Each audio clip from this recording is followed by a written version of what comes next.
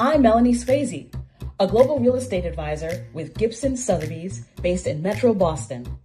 I closely advise homebuyers and sellers of all stages of life, guiding them to intelligent, winning decisions. I'm Derek Lumpkins, a real estate investor with a background in community organizing. I also enhance equity and inclusion initiatives at companies and organizations, and I guide leaders through executive coaching.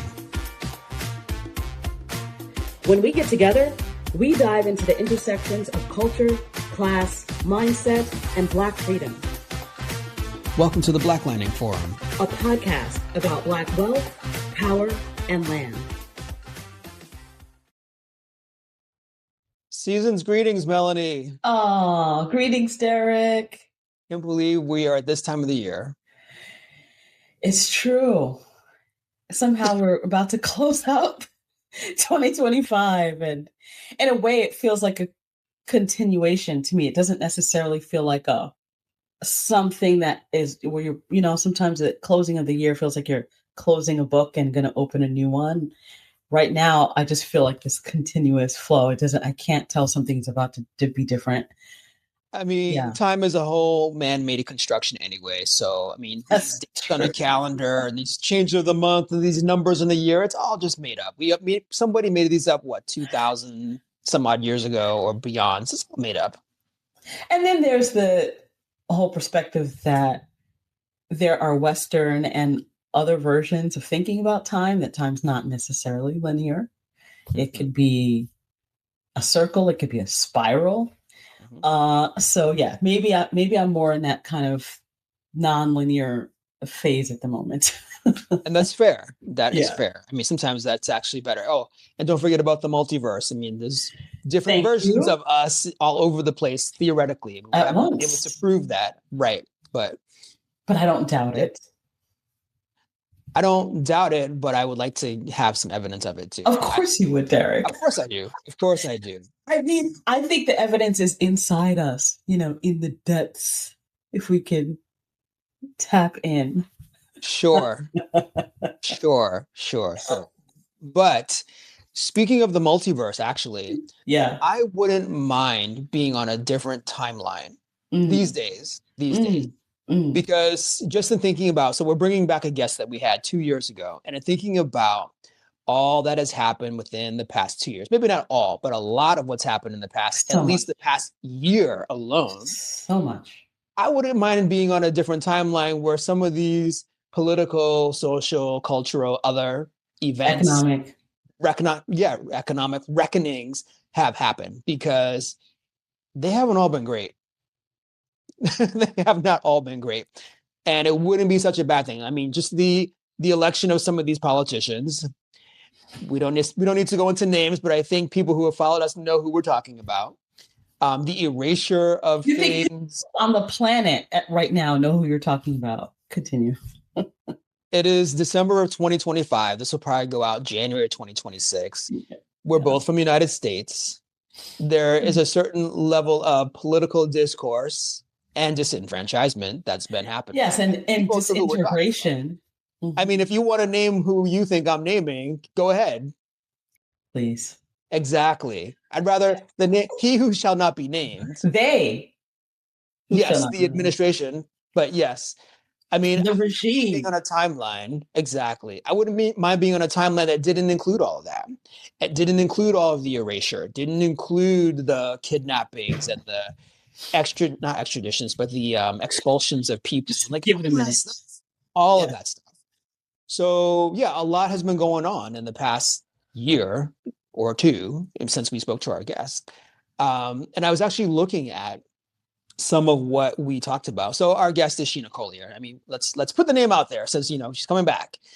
I was looking back at the episode that we did with her. That was episode 2. Mm-hmm. And so, when we were just mere babies in the Black Lining Forum formation. Yeah. And it was I don't know if eye-opening is the right word to look at our video from all those years ago. But I was like, we think we've scaled up a little bit. I think we've done a little bit better. We look a little bit better now, which is great. We've grown. But I was looking back at that video, around some of the things we were talking about. And so one of the things that Sheena was talking about was through Boston While Black was changing the Black experience in Boston and around the country. And boy, has that happened. Hmm. Not so much through Boston, somewhat through Boston While Black, but also through these people, this machine, this regime that is changing things as well. We also talked about ownership versus just claiming things, claiming to be from a space versus owning a space, the difference is there. And how, owning can sort of be a hedge against displacement. It's a way of self-preservation, which of course got me thinking about other episodes where we talked about nomadism, whether by choice or by force. And, Black people being these nomads who are kind of like enticed or pushed around the country, around different regions. And then we also talked about staying connected through technology and supporting each other in different ways. So, we covered quite a bit of ground in that conversation, which led to a lot of other conversations that we have with some of the other guests. So it's going to be kind of cool to close the loop again and have a follow-up conversation with Sheena. Yeah. Yeah. Are we ready to just dive in and bring her on? Sure. All right. Sheena Collier is the founder of Boston While Black, as we've just referenced, a digital and in-person membership network designed for Black professionals and entrepreneurs to build community. Not only is she cultivating a network, she's building a scalable method to shape cities where Black people live. Boston While Black's partnerships with corporations, universities, and government entities are reshaping city and corporate cultures to magnetize and retain Black talent. Sheena, come on in. Good morning. Good afternoon. Good morning. It's all good. It's all good. How are you today? I am doing all right. Funny enough, Mondays, which we're recording this on a Monday, is kind of my favorite work day. Yeah. Does it feel like an opening? It's the day I speak to the least people. Yes. I kind of protect my Mondays. I mainly speak with my assistant and maybe, necessary things like you all. But for the most part, I use it as a way to ease into the week. So yeah, I always feel very grounded on Mondays. Tuesday and Wednesday gets real crazy. I'm sure. So, we, as you heard us, we were talking about the past 2 years and, just throwing out 2 years is a lot.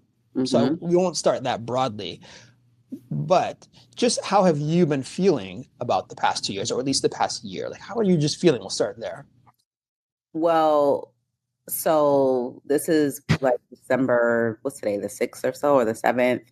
I went to Barbados on January 2nd, and I feel like I just went. I cannot believe that is December. Like I think it's something that people say as they get older, they talk about how fast time is going, but I legit feel like we're in some type of alternate time space continuum. I feel like I don't know, lost a sense of time almost. That we really, and I don't know if some of it has to do with, I'll talk about some of the business challenges we had. I don't know if it's about the challenges we're having as a country and just what that does to just your experience and time flying by. So that's a big part of this year. Like I feel like I've kind of lost a sense of time, and I don't like it because I don't want to feel like I'm just kind of working and then trying to catch up on sleep on the weekend and repeat. It doesn't feel like I'm necessarily living my life to the fullest right now. And I do think, one, some of it has to do with being an entrepreneur, but it just feels like we're in a collective survival mode. Yes. Yeah. Agreed. So in terms of that, like, before we go into the survival mode, what are some of the things over the past year or two that haven't going well? What are you celebrating? We made it to 5 years in business. And, I think that, there's many, many stats around, businesses not making it to 2 years and 3 years and 5 years. So there's that piece of it of just being able to sustain as a business. I think also, inclusive of all that I just said, the way that all of what is going on and continues to go on makes us, our mission and vision, even more necessary. Mm-hmm. So the way that even in spite of a lot, we've been able to build community for people here, I'm really proud of. And, you know, the last time I spoke with you all, we were probably gearing up for our third family reunion. I We think that's right. this summer, and we had almost 20,000 people. We had 3,000 people the first year. Wow. And so just that, and a lot of that is just organic growth, you know, people even coming now from out of town for it. So I do feel, you know, sometimes I am asking God, like, why me? Why am I, why, why can't I just be off the strongest soldiers list? But I do actually feel very blessed and privileged that I'm able to be a vessel for the work that I'm doing, and that I'm doing in partnership with others, and just a beacon of hope for people. You know, the number one thing. So our reunion, just for some short context, is essentially a festival that we do every July. It's called BWB Family Reunion. This has happened in the past, but particularly this summer, when I'm running into people afterwards. I went to Barcelona shortly afterwards. I ran into a family in the airport in Logan who were like, "Oh my God, it's you. Thank you so much. Can we take a picture with you?" And that happened to me the whole rest of the year. The number one thing people thank me for around that event is a feeling of safety. Wow.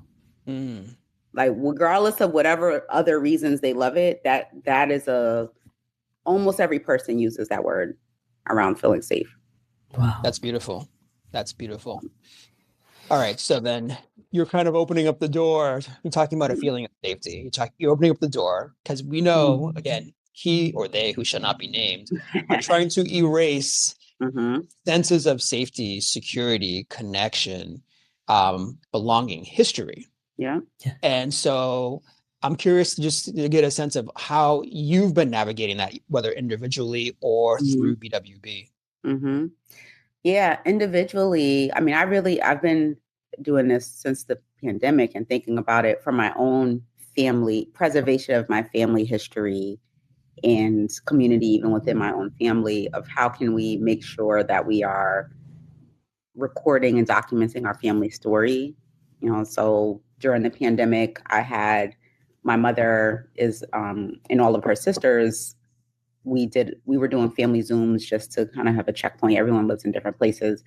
And so I had them record their stories. So each sister had a time when they recorded their story, and I recorded it on Zoom. I uploaded it to YouTube so we could share it amongst the family. So that has been very top of mind for me. I think my father passed a little before the pandemic. So I've thought a lot about how do we make sure that we just legacy and family and preservation, particularly in a time when a lot is being erased.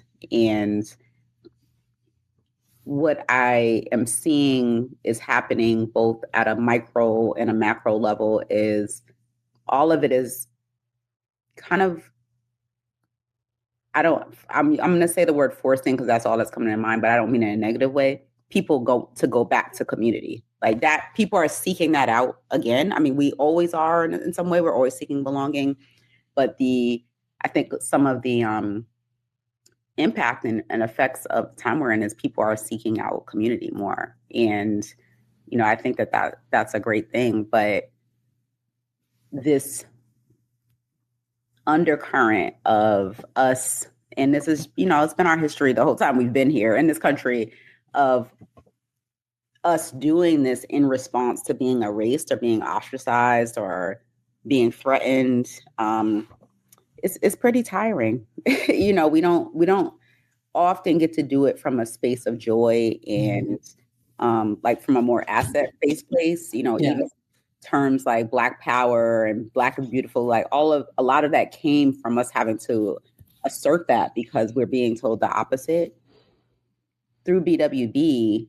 And I've grappled with this because as a company that is by, you know, led by serving Black people, there are certain issues sometimes folks want you to address because there just are things that come with being Black in this country.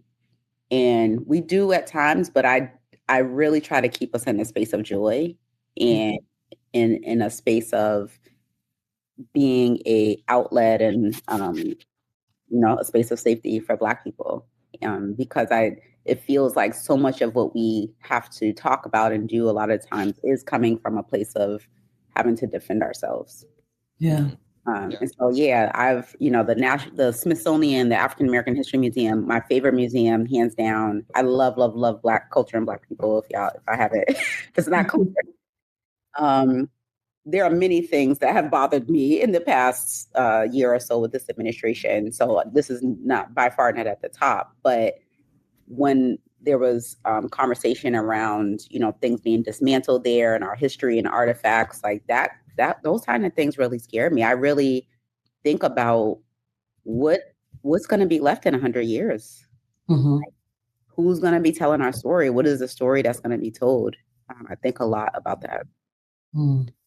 It's interesting because I have had thoughts about that too, because as museums are being forced to either close or remove certain information or, be less direct with how they present information, this is not the first time that we've been in this position as a community, or as Black people. We've had the information. We may not have had it in a scholarly way, but we've had the information. It's either been passed down orally or we've had the artifacts, we've had other things. Yeah. They just were not public. And it's just within the past, 20 years, 30 years, maybe past 2 generations that we've actually had the institutions that.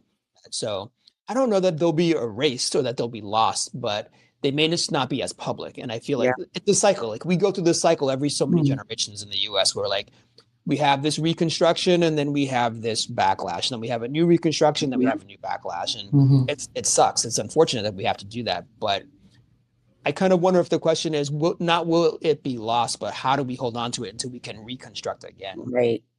Yeah, that's a good point. I went through kind of a mini existential crisis in November, right after the election, probably starting the day after the election.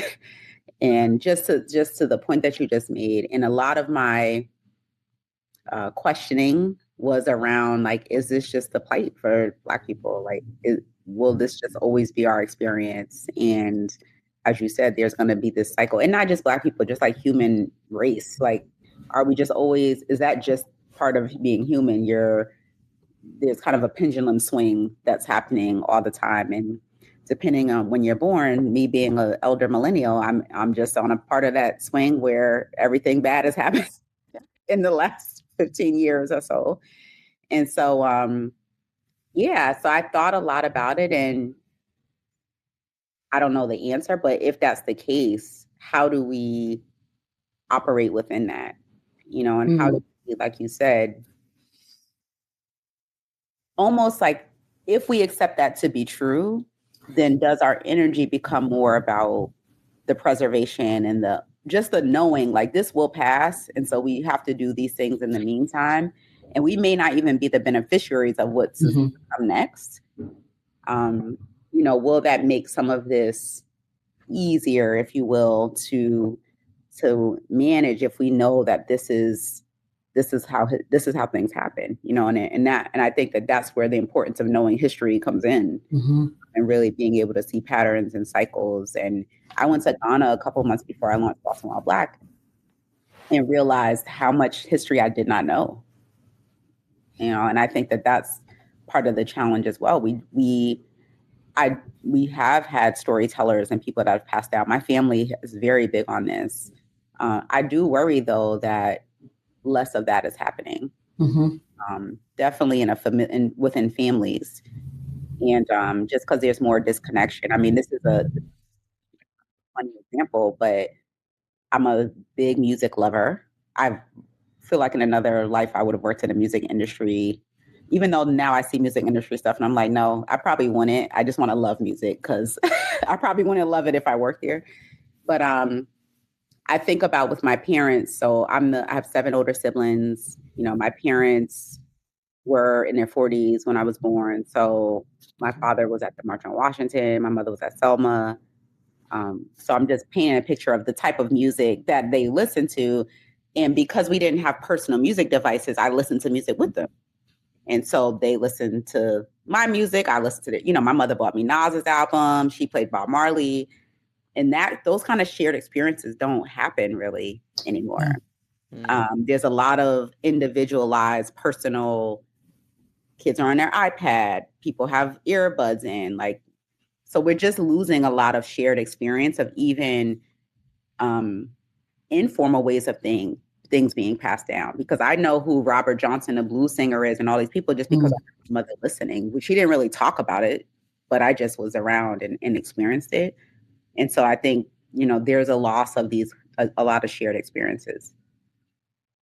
Yes. Although interestingly, I would say that because of what this administration is doing around the country in terms of going to communities, rounding them up, and just disappearing them, a lot of people, I wouldn't say a lot, but people are getting together to learn how to be in community. They're learning how to defend each other. They're learning how to warn each other about these things. And so it's not the stuff that we necessarily want to pass along. Like, I would love to just pass along music or have music be passed along to me, but unfortunately we're just not in that time. So I think we're relearning how to be in community. Unfortunately, it's out of a very unfortunate necessity. But yeah, and I also want to not correct, but sort of improve something that I said earlier. So yeah, we're in the cycle, but I don't want it to sound like I'm just being really kind of like, oh yeah, we're in a cycle and we'll just come out of it. It'll just happen. No, we actually need to be in community, as you're describing. We got to get ourselves out of it. Right. Like, we've actually got to put ourselves into the movement in order for these things to get into the next part of the cycle. Yeah, absolutely. Yeah. Sheena, in the world of Boston While Black and whatever other projects you've been involved in the last year or 2 years, what do you see as themes? Certainly the importance of people being together, kind of like, especially because things are getting so hard. Are there other themes, particular themes that are rising to the surface that are like guiding you or stumping you? Yeah. Well, definitely, it's so interesting. I read something, I want to say this past weekend, around the rise of IRL or in real life events, and I kind of because a lot of things are being reframed as new, like, oh, people are getting together now, people are having dinner. So, that's been interesting to see how these things are becoming almost like being presented like trends that are just how people have done things forever. So seeing a lot of that stuff reemerge, I think that something that I'm seeing, so my goddaughter just moved here for college, and she's from my hometown, from Albany, one of my best friend's daughter. And so now, kind of living life through her, so I like seeing through her eyes how she's navigating.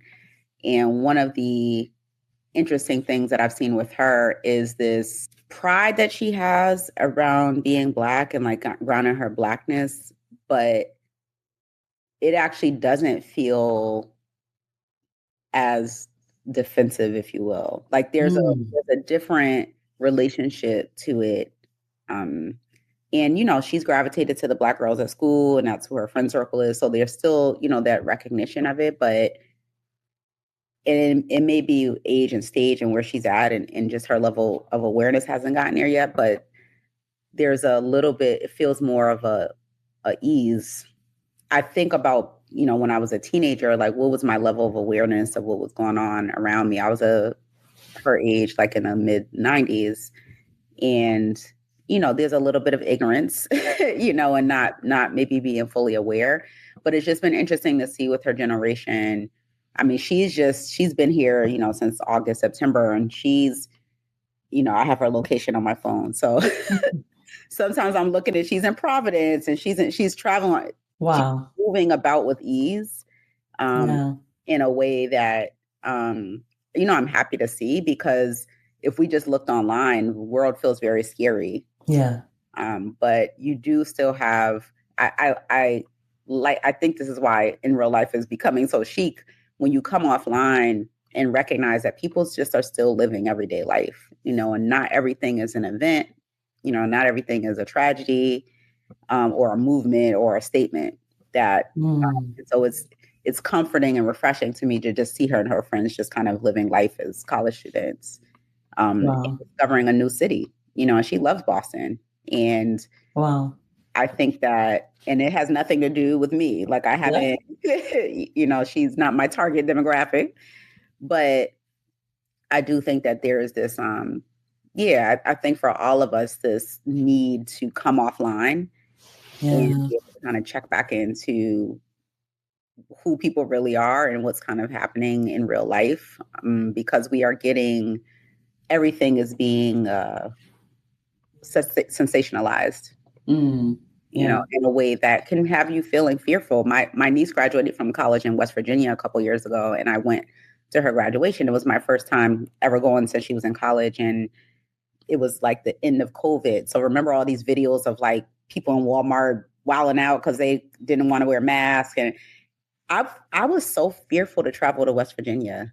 Like I didn't realize how much that stuff was seeping into how I think and felt. And so and then so happened, we were in a hotel across the street from a Walmart and had to run over there to get stuff. And I felt myself like on edge, and people were so friendly. Wow. And I just was like, wow. So, I do think I keep coming back to this around the in real life connection, but I see for people that are being intentional about it, one of the themes is like people recognizing like we got to come out of these spaces, because the country is benefiting off of our fear. Oh yeah. We separate ourselves more.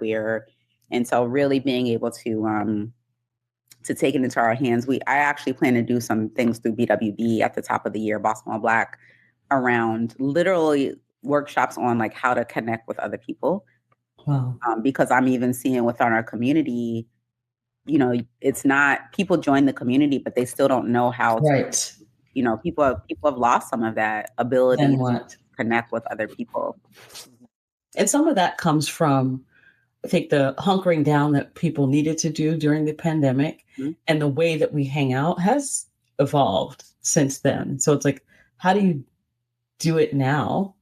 Plus, so much technology has changed since that time. Right. So it almost feels like that classic way of like, you go out after work is like a different decade or era from where we are now. Yeah. My assistant's never, she became my intern out of college and then joined my team. She worked at a bank during college. She worked at a center, but for the most part, she's never worked like fully in an office environment. So that going out, there's so many things that she's never experienced and may never. Right. Yeah. I think foundational to just even working with people of different ages and just picking up on things that you can't do over Zoom. It's interesting. One of the things go ahead, Derek. No, I mean, that's so interesting because as someone who did work in multiple offices, who has worked in multiple offices, who had that generational experience, I would never want to go back to that again. Really? And granted, that could be never, never. I mean, I understand the utility of it. Totally get the utility of it in terms of like training and mentorship and all of that. But that was also can't be, you can't diminish that. Like that's part of what's missing. Like the mentorship is not a casual. Correct. However, benefit. That was also at a time when we had, like you said, different amounts and different types of technology. So some of the things in which I could have learned, and people can learn things, you can learn through online training. I'm not saying to completely eliminate in-person connections, but I'm just thinking some of the, what we now call microaggressions, whether they were generational or racial or whatever, when we were in the pandemic and we all worked online, I didn't have those. I didn't realize the extent to which I was stressed and upset and just exhausted from those things until they no longer were in my life. So I don't wish these young people those experiences. Let them get the knowledge, let them get the mentorship, let them have the training and be able to do the work. but I don't wish them the experiences of all the other BS that, I had to go through. And I don't know if you've had to go through them, but, at least that I Oh, had to. absolutely. I don't wish microaggressions on anyone, but I will say, and everything has an extreme, because I do think that they are missing though, like how to work through challenges with That's people right. that you don't agree with, and Or how, who don't understand your perspective, like yeah, where you all haven't been exposed to each other. So you learn in a relational way because you're put in circumstances that feel unsettling or that feels like, oh, a change needs to happen. What is that thing that needs to yeah, change? I But I people also agree. take advantage. They take advantage, say, oh, well, you're young, or oh, you're from that neighborhood. You haven't been here. Like, I got Derek, but so we much can't of that. technology. So much of that. Well, that's why I said that everything has an extreme. Like, yes, Totally. that's the Derek is jaded. And I get it. That's why Derek is out. Derek is like, I did that's enough the of negative side of it. But I do think that because what I see happen with younger people that I work with is because we can be so in control of our environments now. yes. I don't have to talk to you if I don't want to. I don't have to. I just click you off or whatever. They don't know how to negotiate That's right. situations with other people because they are like, I'll just cut them off. Like they're just like, I won't deal with them if I And don't then have to. people may not know what they need. Like they may not know that that's a detriment to them. They may not understand. So, like Derek, where you're saying you could go out and seek tools and resources, you may not even know what you're lacking because you're not in an environment where you're absorbing context by being in relation. And I'm honestly, I'm mooching some of this thought process, some of these thoughts off of Boston Public Radio, a radio program that Derek is like, what? You listen to that? But I was listening to it last week and they did a whole episode on that very thing of like people of a certain generation at this point, whether you're brand new to work or you were a budding professional and then you had this interruption due to the pandemic and you started working from home, coming back, what does even coming back mean? If your office says you got to come back, or if you could opt in to come back part way, you're trying to negotiate that into your contract.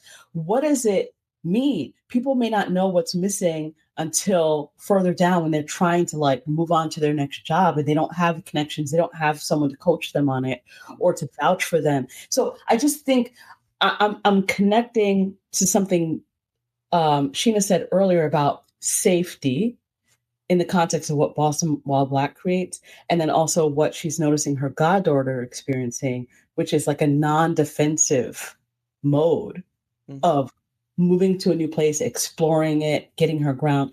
Like, I know you want this too, Derek, but I just want to say, like, that's what I want for us, is to not have to evade the drama, but to change things so that we actually can function and flourish, without a trade-off. You're kind of getting at what I'm talking about, because you're saying people need to know how to address certain things when they come back. And I'm like, well, what if you don't have to come back? Because what we're talking about is learning how to adjust to a context that existed prior to the pandemic. We're never going to get back to that. No matter how much people try to push 9-to-5 work, 5 days a week, 50 weeks out of the year with, 2 weeks vacation, we're never going to get back to the way it was in the late 20th century, the early 21st century. And so when we're talking about coming back and getting adjusted, doing these things, it relates to something that's old.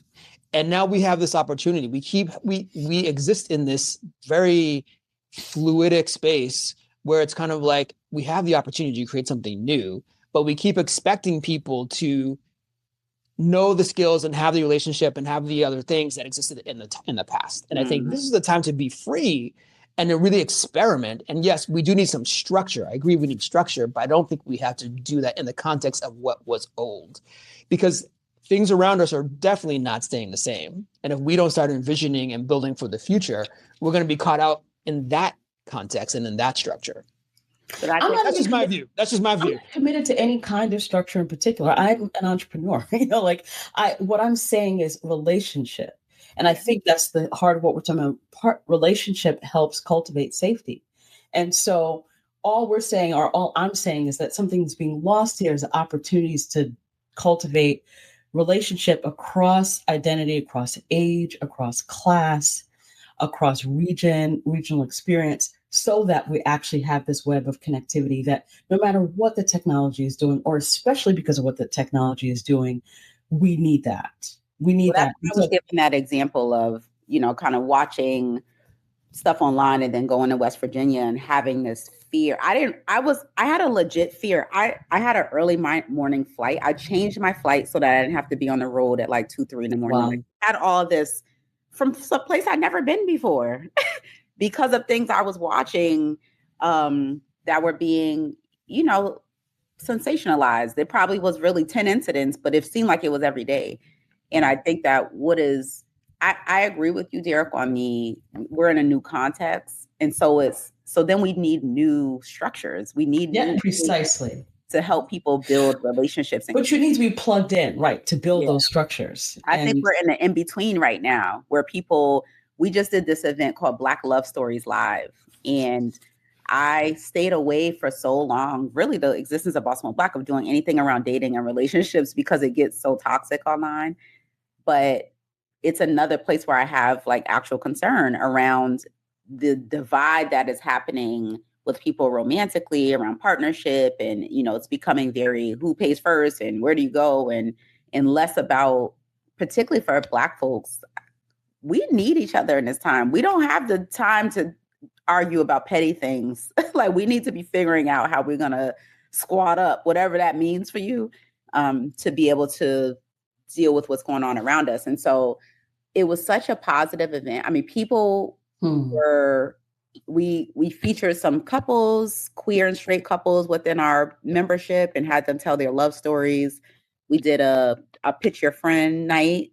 One of my friends pitched me. So people got like pitched to the crowd. And then we partnered with this author, Vince Hudson, who wrote this book, Date Like a Brand. And, essentially he was talking about, if dating is a marketplace, what's your brand in that marketplace? And, how are you shooting for the right target customer? Are you clear about who you are and then what you have to offer? But it was such a refreshing way to approach even the conversations around relationships and dating from a very positive, here are people that are doing it, but also who better to pitch you and kind of talk about you than your friend. One of my guy friends pitched me, and there's no other context where I would hear him talk about me like that. Like, hearing him have to kind of sell me to other people was like, wow, I didn't even know you realized all these things about me or knew me in this way. And so I think, it's just a lot of being creative around, okay, what are the new ways to build community? We don't have the 9-to-5 structure anymore. I do, though. I got nominated to go to the TED conference earlier in the year where they film all the TED Talks for the year. And one of the things, again, a self-observation I had there, I have done a great job of curating these Black spaces. I interact with people from all backgrounds, but more so around what I need for Baltimore Black or other things that I'm doing. And it was interesting going to this conference. There's people from all over the world. I realized again how much I wasn't in non-curated spaces. Right. That it's almost like I didn't know how to interact with other folks. And I almost, we had a group called Black and TED, and I started to gravitate just to the Black people there. And I had to remind myself, like, no, you're here to network with everyone. And I'm someone who does this. It's like a science to me. Like, I think about relationships. And even I was feeling like, wow, I don't even remember how to just talk, not about BWB, but just like be in community with people that don't look like me. It was very strange. But it's because I don't go to work anymore. I'm not in spaces really that I don't create, or I'm not really, or I don't have some input on like what the space is like. So, it is going to take, it's why new business ideas can pop up, because it's gonna take for us to be just intentional in a different way and around built. It's kind of like if you think about going to college online, like having online university versus going to a campus where you might even have a hybrid experience. You may not even live on campus. Yeah. Like, I didn't live on campus as a college student, except for the first year, but where you're plugged into a world in person where you are relating, you're being exposed. Totally different than if you you got this curriculum, you plug in, you sign on at a certain time, you might even have an online platform where you interact with people and ask questions. That is completely not a counterpart to, it's not equivalent to being in a community setting. And so I think that's, again, to me, something about safety. That what I'm hearing is something about safety, and safety comes from relationships. The other thing I'm hearing about is storytelling. Like, where's the information in the context we're getting, right? If we're just relying on it or primarily relying on it through these modes that are presented to us for profit, how do we actually get empowered? How do we get imbued with the knowledge of how to think for ourselves? The example of West Virginia, it's like, what if you actually had a friend or someone who knew someone who was in that city, that town in West Virginia, and you were messaging them using technology to say, I'm coming down, and even to say, oh, I'm really scared about XYZ thing. And they're like, oh, actually, that's just a few media stories, right?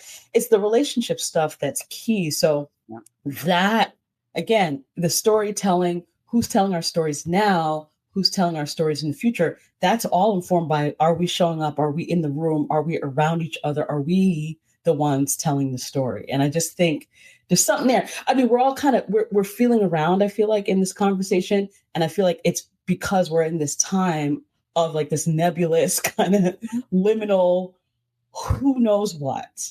We don't exactly know where we're going. We're trying to make sense of where we've just been in this last year. And so this is a time for redefinition of ourselves and how we relate to each other. And I obviously am so tired of like seeing AI as a topic in every like subject line of an email message from a company, or a topic in a podcast feed, or a headline in a media article. But I can't help but thinking about it in the context of this conversation, because it's like, that is coming for us. That is coming for our ability to communicate to each other, contextualize our experience, tell each other about our experience. It's even more important for us to take the power back. And so that back doesn't mean going to the modes that used to be before, but it means to hold on to each other. Absolutely. Yes. Now I'm there with you. Because I agree with everything you said. Because it is about going back, but really creating something new. And I think you and I just saying that same thing, just in a different way. Yeah. Because as you were saying that, I was thinking about, how do we control our narratives? Who's controlling our narratives? How do we tell our narratives?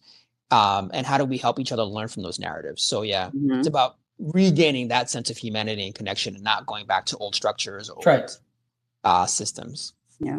So, well, I wanted to actually where Melanie just ended is where I'll just pick up to tell y'all where BWB is going. Oh, please. It is listening to the way you put it. I was like, yeah, that actually is exactly why we're moving in the way that we are. So, again, we turned 5 in July, and I'm sure I've said this to you all before, but I knew before Baltimore Black launched that there would be some national X Wild Black, City Wild Black model that I would roll out at some point. It just made sense to me. I was like, this, there's some pieces of this that's a Boston issue, but it's really not. There's characteristics that are specific to Boston, but this issue of what I call success without belonging for Black people is really worldwide. And so I always knew, that we would scale to other places. I own like 70 city domains because I just anticipated it. What happened in 2025 to seemingly at first dismantle and then accelerate that because of the way that the business model had grown, because of frankly, the tailwinds of 2020 and 2021, we grew really fast on the corporate partnership side, because we launched at a time when corporations, whether real or not, were like, okay, how do we better serve Black people? And, I was coming from the chamber. I had a lot of corporate relationships. So though the membership was always the core, it was the first thing we launched. Within the first couple of months, we had brokered some pretty major brand partnerships as well. And that was around serving their Black employees or around recruitment. And then when we started to do external events like the festival and the summit, they were about sponsorship. In the first, 3 years or so, that is really what, we reached 1 million pretty fast. Like we were able to really grow fast because of those partnerships. 24, I saw it starting to wane. The conversations were changing with companies. They were people even that we had relationships with, or questioning the value and, asking different questions. So I anticipated it, and I already started to think about, I put together this whole manifesto, called How Do You Scale Belonging Through Technology? Because I knew that we were going to have to pivot to focus more on the consumer side and really building out the membership tiers. And, we're launching a digital membership card and all of that. But January 20th, so I was kind of putting along like, okay, we're going to make this move. Mm-hmm. I'll say January 21st, which was the day after inauguration, it accelerated me in a way that I was not prepared. And we lost from that day to maybe April or so, like $500,000 in partnerships and sponsorships, just like that. And were universities part of that pullback as well? Were the main, they were the first, I should say, that we lost. But even surprisingly, some corporations that I was like, interesting that you're responding in this way. And some of them, it was a straight up no. Many, it was just a ghosting us. And I mean, like people that have been our partners and we were in the middle of renegotiating and they just stopped responding, or the person we were talking to, we email them, we get a bounce back because they've lost their jobs. That's right. It was like the first half of this year, I was like, yep, we're done. Let me just make it to our 5th year anniversary, which is July 27th. And not obviously because I don't still believe in what we're doing, but I was like, this was too fast of a dismantling for me to be able to recover from this. But what ended up happening in all of it was, again, I said this at the beginning, that the people side, people are like, we need this even more. We're looking for, because now you also have conversations around, do we want to be on these mass social media sites? Do we feel safe in these places? What used to be social networks has truly become social media, meaning it's not about connecting. It's all about ads and targeting. The dollars. And so people don't really have these safe spaces. And, there's been this movement back towards niche, hybrid, online, offline communities, just from a business perspective. And so I said, that's what we've been since the beginning. And we've somewhat positioned ourselves publicly as an events company, but that's only a part of what we do. What people really get from it, the stickiness is really the membership and the relationships that are coming out of this. And so I started to pivot us towards more of a hybrid consumer tech model, which again, we've always been, I didn't talk about it in that way. And we launched a pre-seed raise just this past in November to raise 1.5 million to really invest in our national team, to invest in the digital infrastructure and the kind of playbook to scale to other cities over the 2 years. And so something you were saying, Melanie, something that's coming up even in the raise is this. It's a very tough time for many reasons. The market is funny. People are very cautious right now, both individuals and companies and investors as well, around their spending, right? So, another conversation for like the conversations I'm having to have on investing. But one of the big reasons is because we have not figured out where we are yet. And just as a world, like so much is being renegotiated, trying to sell something, if you will, to people in that time where people are not sure. People are like, do you have an AI component? Other people are like, where's the in-person component? Others are like, something that has really been has risen to the top in these conversations is the data and the insights that we have access to, because we're a brand. And so we have access to information that city and state government doesn't have access to, that brands don't have access to. And so that's been a position that we've taken as well. But it is beyond stressful. I think fundraising is always stressful, but to try to continue to build in a time when we are having an identity crisis is bananas. And to be essentially like a first mover and trying to help define what it looks like, I think it's my what I'm here to do in life, but it's a different level of it's more than just entrepreneurship, because we're really like defining a category and helping to define what the future is going to be. And that's not always Apple's not a first mover. Apple actually was able to grow because they copy so well and they build off of, but you don't always hear about the company, right? Like MP3 players existed before iPods. Yeah. And so, I'm finding that really being truly an innovator in this time, again, long run, it's going to pay off, and there's going to be we are going to have a international infrastructure for belonging. Like, I really want us to have global Wild Black. And when people travel to Spain, they're able to go on our app and say, okay, where's the Black community here? How do I tap into what's going on? Like, that's the goal, is to have a unified app, not just for where people live and work, but where they travel. So that I see it. I've already seen it. I don't know the how, but I've already seen it. But the getting there, in a time when we are in so much political, social, economic turmoil, is really, I've studied the Harlem Renaissance a lot.